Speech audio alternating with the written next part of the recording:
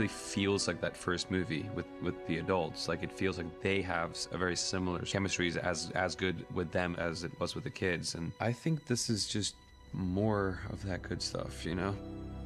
We were all 13-year-old kids learning how to act and be a part of a team. It was an amazing learning experience. It's one of those things where when they're back together, it's like no time has passed. That's kind of when you know who your real friends are. That's what's beautiful about this story that Stephen King has written between children and adults, is that you are the same. You can do things with your life, you can seem like you've evolved as a person, but really we're all still like the kids. The power of unified belief. It's a group faith. It's faith in what you guys believed in as children. You can do it. You can accomplish those things.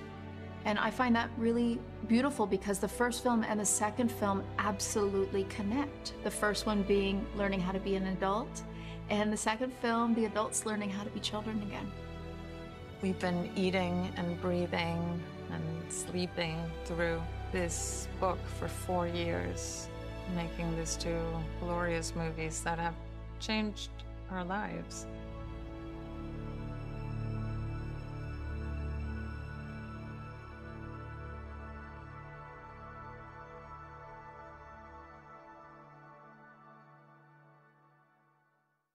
I knew from the first couple of scenes where Georgie is running down the street and chasing his boat, that it was going to be good, that it had been made by somebody who understood the material and was going to be really working hard to make a scary picture, and that he was going to keep hold of the human element. In my mind, this was always like the first half of the story, and not from a commercial perspective. I always imagined that there would be a second part. Please don't go, girl. Realistically, it's 1,230 pages, something like that.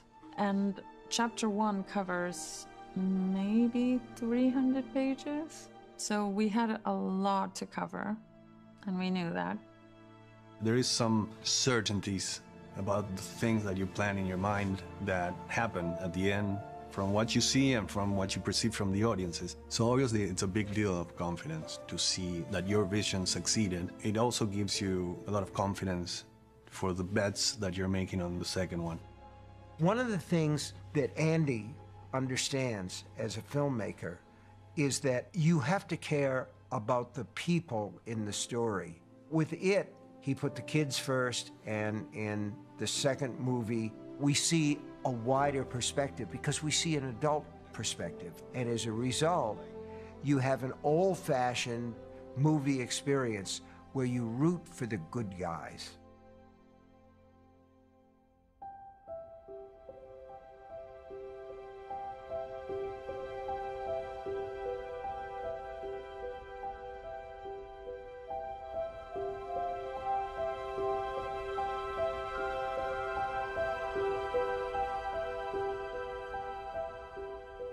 It felt like everybody wanted to be part of chapter 2.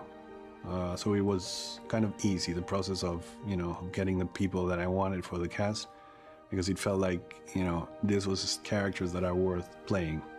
Even as we were casting the kids, we were thinking of who to cast as the adults. I love these characters so much, and I know that people love these characters so much. I want to be respectful to that and have the most amount of screen time for each of the characters. The characters are the same, but now they have like 2 versions.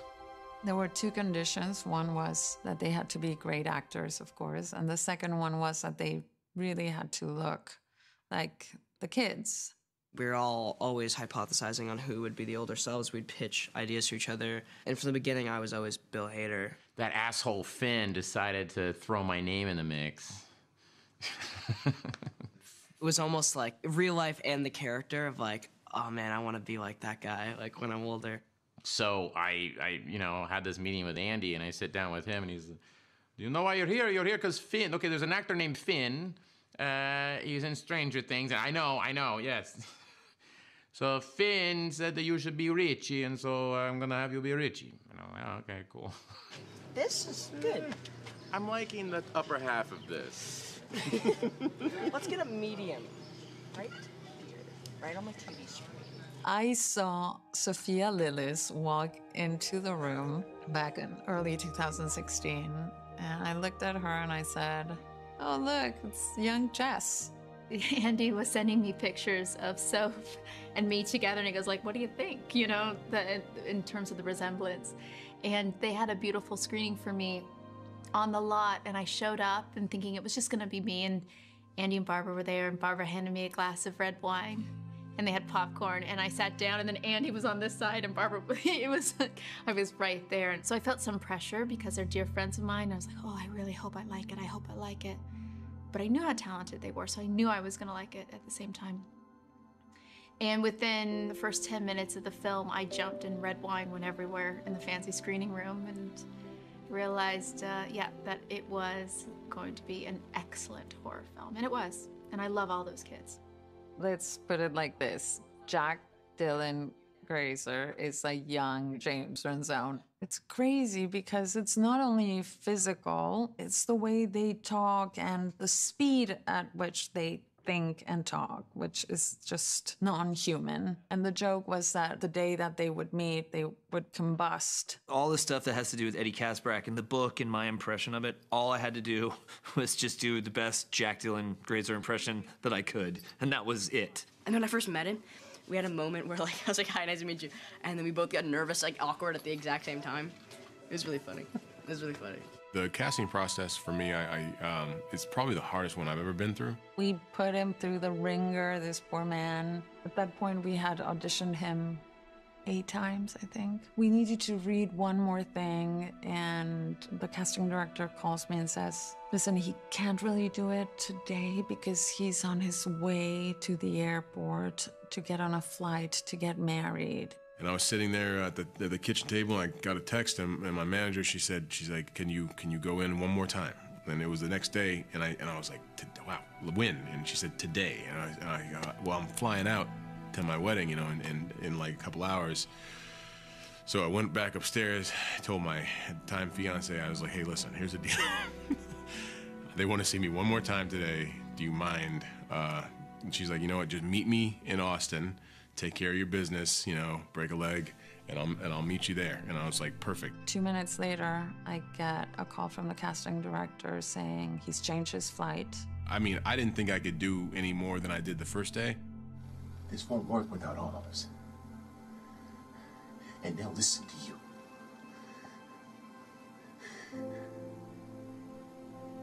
They all listen to you. So I did my best, and I thought, I don't know if I even reached what I reached the day before, but apparently I did. And we gave it to him that day. Actually, before I got on the flight, that same day that I auditioned, they called me and they told me that you got it. So I was like, whew. Yeah, nice. You got pretty lucky. Yeah. I guess.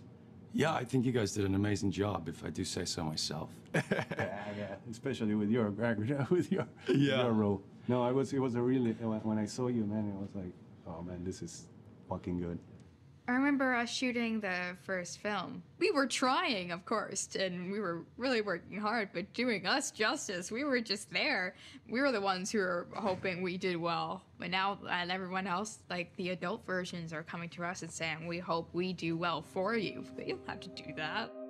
So every single kid from the chapter 1 wrote a letter as their character to our older selves. So we just kind of gave them some insight about our friends and how we were feeling during those times and who were the closest and all that kind of thing. And I think that'll help. I think it'll be really, really cool. I loved getting it so much. It really connected me very quickly to what she was feeling and what she was experiencing when playing the character. And also, when they played these parts, it was before the film came out and before it became this phenomenon. And there was this sense of easiness and lightness and purity. And I got all of that from her letter. It was really fun to write. I definitely wrote a lot about Beverly and Bill, because Ben does not hate Bill. Ben is not particularly mad about Bill. What Ben really, really wants is for Beverly to know that he loves her and he would do anything for her, even if she doesn't love him back. It was kind of sad, too, because he wrote it, you know, as in, I hope by the time I'm this age, I've broken through these fears and I am this kind of person.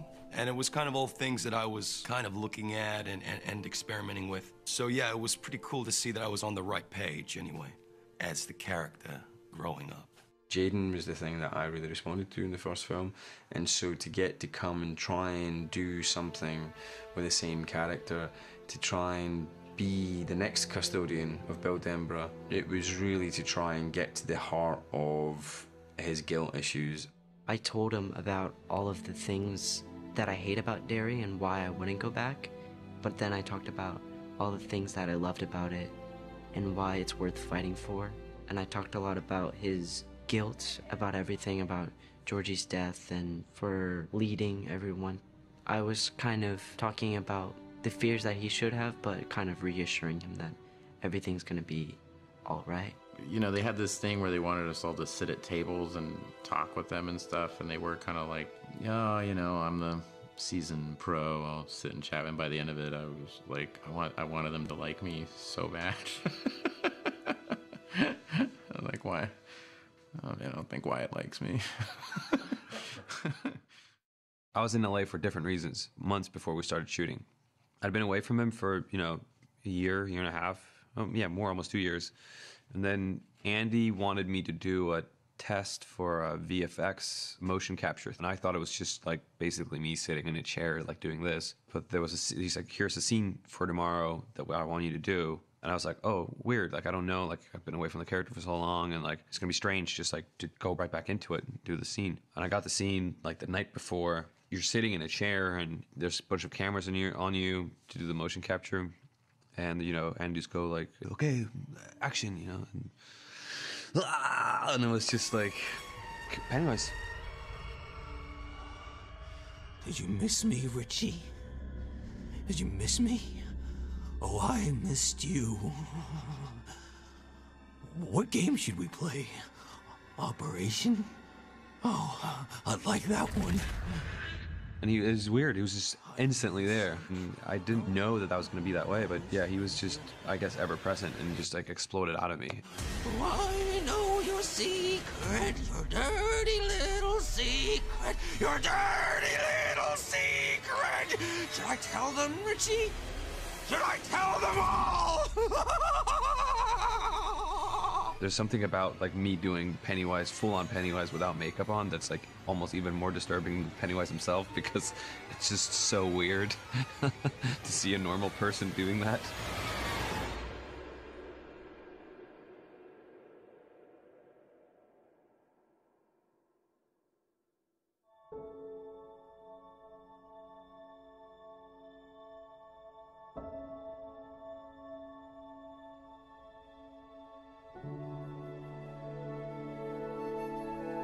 I just wanted to say that, you know, on our first experience, we had a lot of fun doing the movie, and I'm hoping to repeat the experience. So just have that in mind. It's going to be great, and thank you. How are you? This is your 11th cup of coffee. This is my 11th cup of coffee, and I'm gonna enjoy every sip of it. And Hi, guys. I'm not Mike. First time in Toronto. First time in Canada. First time in Canada. Everybody wanted to come back, basically, and most of them like made it. It proved to be like a great thing, you know. You develop a shorthand with the people you work with again and again, personal relationship that bring everyone together and generates like a good energy on set and off set, really making a movie a better experience. This meeting of the Losers Club has officially begun. I came to the day expecting that new things will make the scene better. And there you see, you know, Bill Hader doing the Jabba the Hutt impression. It wasn't something that I asked him to do. It just brought it, you know? And that's great because you really see the involvement of an actor when he comes to the set with ideas that make the character grow and the scene grow. Who helped you after Bowers cut you up? That was me. Please tell me you became a doctor. Yeah, he became a patient. Burn. Fuck you. That should be a big whack. Well, it's not that good of a joke. Wait, it's because you laugh at your own joke before anybody gets a chance. No, because someone else should say burn. I'm a comedian, and that's what we do. That's how So you be warm funny. the audience up. So That's be funny. fucking funny. Is it? That guy's laughing. I haven't seen this man in my life. Thank you, Sarah. He just sneaked into the shoot. Yeah, I'm like one of those guys. Yeah, he was asking for anti-acid. Yeah. How did we get him on set? We asked. I asked him if he would do a cameo for us, and he said, yeah, why not? But then he said, you have to know that every time I am in a movie, I jinx it. So I said, okay, let's turn that around. Very good. Now we have to do it. No. That's enough. That's scary enough right there. I'm not much of an actor, but you have to trust the director and you have to trust who's in the scene with you. And in this case, it was James McAvoy, who was very kind to me and helped me out a little bit. And it is kind of a funny scene, but part of that was James helped to flesh the scene out a little bit, so it made it more fun. You want me to sign it for you? Nah, I didn't like the ending. I was ready for him to be bad at acting, but he was bloody good. In the book, his character is an asshole, and we had a little bit of like a tete-a-tete in the script originally, him and I, but when we got the pages on the day, they'd sort of cut a lot of Stephen's stuff, and I was like, I don't know about this. So I was like, we need to get some of that sort of assholery back in here. So what I felt really proud of was going back to the book and putting words that he wrote into his mouth. That was like, this is weird, this is meta, this is like, Bill Denborough is putting Stephen King's words into Stephen King's mouth. I am now in my mind writing my Oscar acceptance speech. That's a picture wrap on the one and only Stephen King. He could have come for a day to do the scene, but he came for 3 days to do the scene and to hang out with us. Came with Ethan, his grandchild, and we had a blast. It was amazing. Stepping into day 53, what's happened? Oh man, what hasn't happened, right? That's the typical response. Let's see, we have fought Pennywise, we've been to the cisterns, we've been dunked in water, and we've been dunked in blood. We have destroyed a Chinese restaurant. Everything the losers are cracked up to be, that's what we've done it. You name it, we've done it. Oh no! So Andy, the first one was the color from last year. I know which one it's gonna be. It's gonna be the one in the middle. That looks like barf. Andy loves vomit. He just wants to honor it, so. Right. There's no way of getting out of the vomit. No. Fuck yeah! It's a lot, man. It's a lot. Yeah, we got through last week and it was really funny because I remember thinking, oh man, I'm getting older because I felt really tired at the end of the first week. Dude, that was not gonna stop. That was like fun with him and 6 of his friends. Honestly, and I truly mean this, I get so impressed with the crew. I am more impressed with the crew than anything else because they've been here for so much longer than we have, and they'll be here for so much longer after I leave. The stamina that it takes to get through these days is insane. Andy likes to stack units because he likes to be there for the second unit shoot. So a lot of times Andy and I would do like 20-hour days.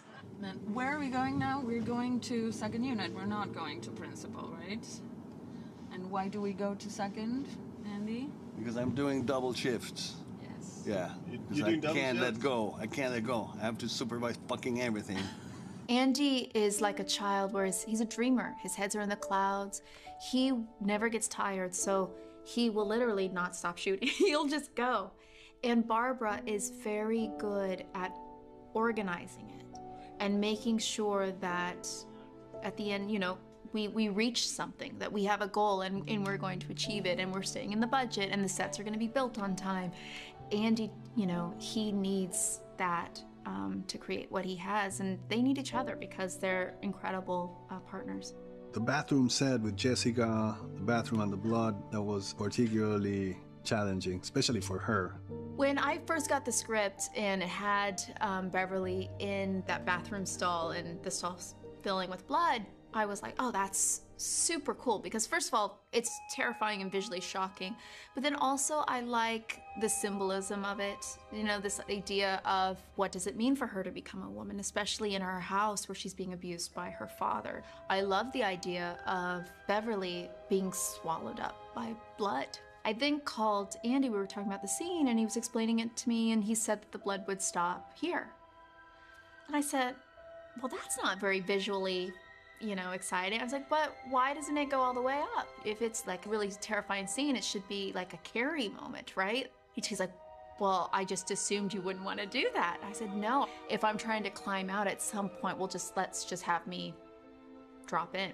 When you're working with a very tiny set that has to be flooded with something, there's not a lot of space for the cameras. So you have to be very, you know, strategic with it, but also like seize the moment, because you can't do it like, you know, 17 times. We really mapped it out as much as we could without the blood. And then we would do these things where I would be holding on, and he's on, and you know, Andy's on the mic, and he'd be like, okay, you could fall. Blood is rising and action! Under the water, I would plug my nose, and I'd hold on to the bottom of the stall, and I just like would count to 5. And then I'd like shoot back up.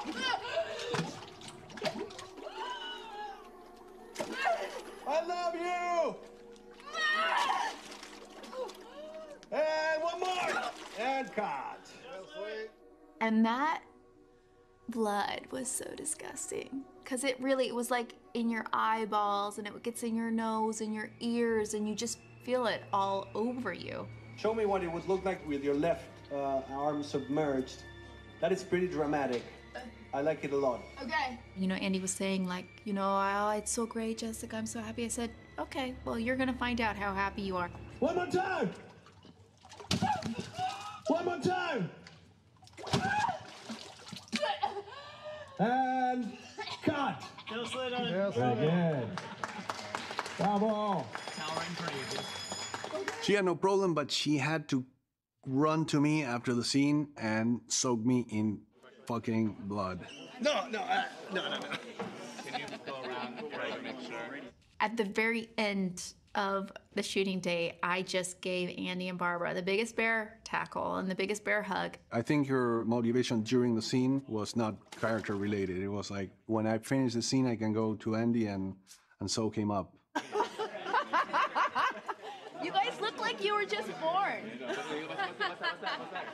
And it's my favorite picture. They blew up this picture and gave it to me, and it's the two of them just covered in this slime. It's so disgusting, but we all look really happy. So right now we are in Port Hope, the beautiful city of Port Hope. Love you guys. And we're shooting for It #2. Yeah. We love each other. Don't touch me, freak. Oh, yeah. Guess we don't. Okay. Just kidding. We love each other. We love each other. We have group chats everywhere. We talk to each other all the time. We hang out as much as we possibly can. We're a thing. We are a thing. The losers in real life. It's like, you know, going back to something that you love so much. It's like going back to last summer of school. Everyone had such a great time.